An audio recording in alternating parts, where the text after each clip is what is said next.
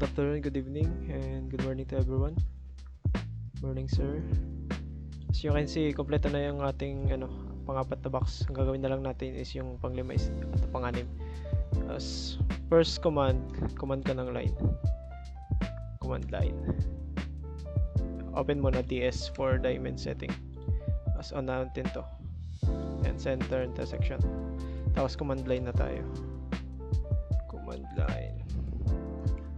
Off natin tong auto mode. Command line ulit. Ayan. Tapos next is circle dito to center point.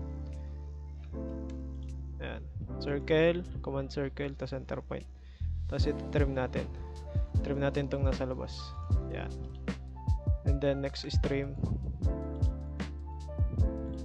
Trim, trim, trim, trim, and trim.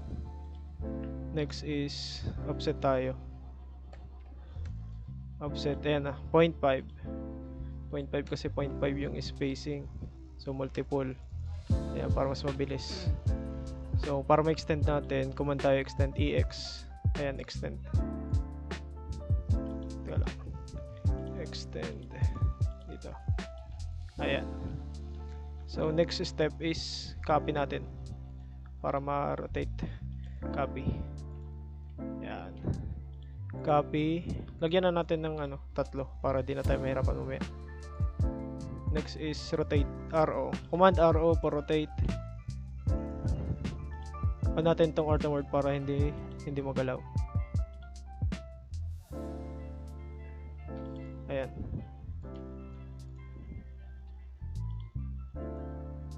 Command RO and then rotate ulit. Ito naman RO rotate.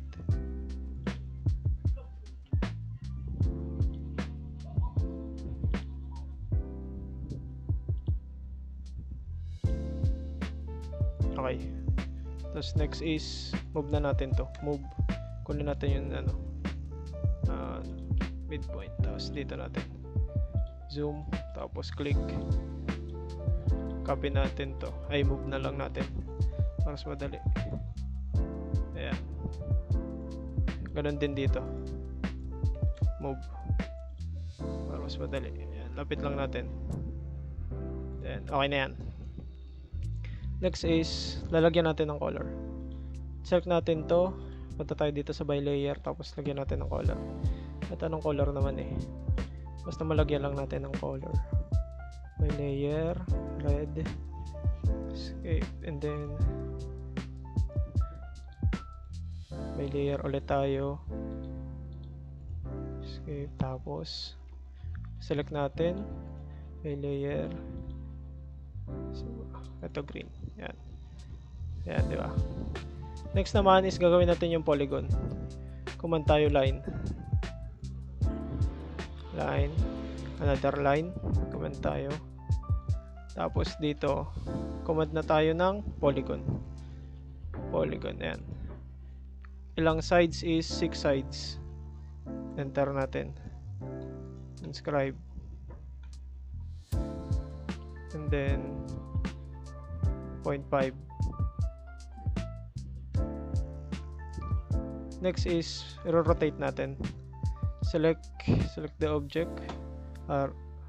Yan. Tagal natin. Select the object, RO. Dito lang natin i-rotate sa Yan. Click natin to. Ayan. Tapos trim.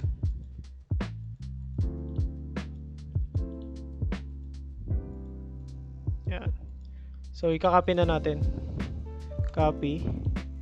And then, ito. Off natin yung auto mode para magalaw natin siya ng mas maayos. Okay. Copy din natin ito ulit. Copy. Then, kunin natin yung base point. Base point. Second point. Yan. Yan. Diba?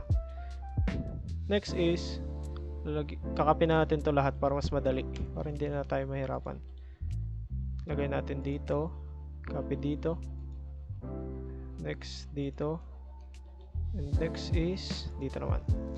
So, copy ulit natin itong mga polygon, nakalinya. Copy ulit. Kukunin natin yung specify basement yan. Kunin natin yan. Dito, copy, copy, copy. Ayan. Okay na. So, iti-trim na natin. Click muna natin itong box para hindi masabay yung nasa loob. Tapos, trim. Trim. Trim. Trim. Trim. And then trim. Ayan. Meron na tayong polygon. So, lalagyan natin to ng kulay. Select natin yan by layer. And kulay. Select natin to. Lagyan natin din ng kulay. Ayan, di ba? Kakaiba niyan. Kunin natin yung dimension nito. Ito. Tsaka ito. Pero masyadong malaki, di ba? Kaya kailangan natin click natin yung dimension. Right click properties. Tapos dito sa dimension style, standard lang. Tapos escape. Click ulit. Right click. Right click. Yan. Click natin yung dimension. Tapos precision 0/0. Ayan.